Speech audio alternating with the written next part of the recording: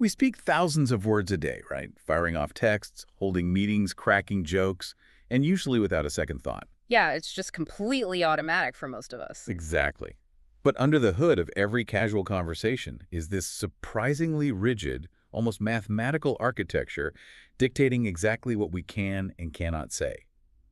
So welcome to a deep dive into the invisible machinery of the English language. It really is machinery, and today we're decoding how English actually works, from the microscopic level of syllables up to complex sentences. The goal is to give you a practical shortcut to mastering how you communicate.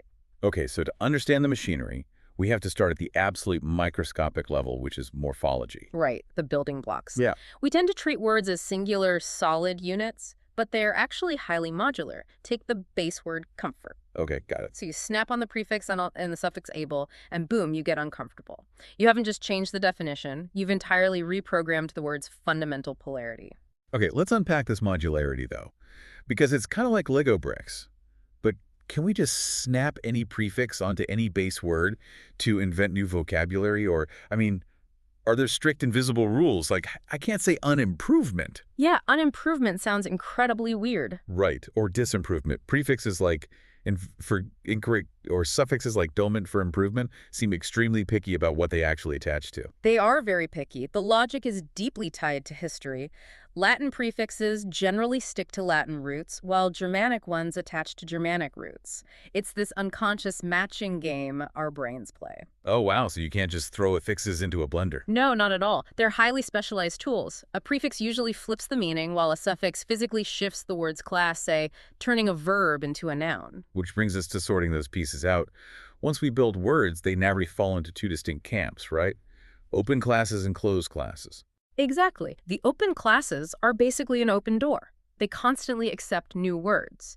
These are your nouns like chair or music, verbs like sit, adjectives like brown, and adverbs like quickly. We invent new ones all the time to fit our culture. Like doom scrolling or ghosting. Or vibes. Yes, exactly.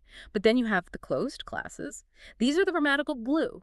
Prepositions like by or to, and conjunctions like and or so. And those are locked down, right? Totally locked down. It is a VIP club. English almost never accepts a new preposition. But wait, if the open classes carry all the actual mental imagery, aren't closed classes just, I don't know, unnecessary grammatical filler? Like, couldn't we communicate much faster if we just strung those high-value open words together? Well, you might save breath, but you would completely lose the vectors of action. Open classes provide your raw materials, but closed classes provide the physics governing them. What do you mean by physics? They dictate time, direction, and relationship.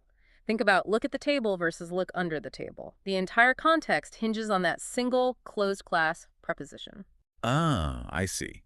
Which perfectly sets up how we assemble that structure, syntax, where the sequence is the actual message. The man bit the dog is a wildly different news headline than the dog bit the man. Right. Same exact words, but the sequence creates an entirely different reality. Word order dictates the message. And this is cool, there's a fascinating exception to this rule. Fixed phraseological expressions and phrasal verbs. Oh, like wake up or take off. Yeah, or at the moment, and never mind. These often bypass standard syntax to function as single, vital units of meaning. Here's where it gets really interesting to me. Those fixed phrases act like computer macros, don't they? They really do. Like linguistic shortcuts. When we say never mind, we aren't consciously calculating the syntax of never plus mind. We're just deploying a pre-packaged concept to save our brain's processing power. It is pure cognitive efficiency. That's why fluent speakers rely on them so heavily in rapid conversation. But of course, perfect syntax still requires proper delivery, the finishing touches. Right, like pronunciation. Because simply shifting the syllable stress can completely alter a word's identity. Absolutely. It is the difference between the noun record and the verb record. Or contrasting the stress in before with cinema. It's not just about sounding polished. It gives the listener's brain the auditory cues it expects. Right? Exactly. And dictionaries capture this using phonemic symbols, like the symbol for the short vowel in book, to guide spoken pronunciation. And when we write, everyday punctuation is doing that exact same job. It's like an analogy. Punctuation acts as the traffic signals of writing, while syllable stress provides the melody of speech. That's a great way to put it. Capital letters, full stops, commas for natural pauses, question marks, they force the reader to hear the sentence the way you intended it to be spoken. So we snap modular morphemes together, sort them into open concepts and closed physics, arrange them to hack our listeners' processing power, and then orchestrate the whole thing with stress and punctuation. It's an incredibly powerful operating system that you're running every single day. It really is. But it leaves you with this provocative thought to chew on. If language rules are constantly evolving through our daily texts and slang, are we simply following the structure of English? Or are we actively redesigning its architecture every time we open our mouths?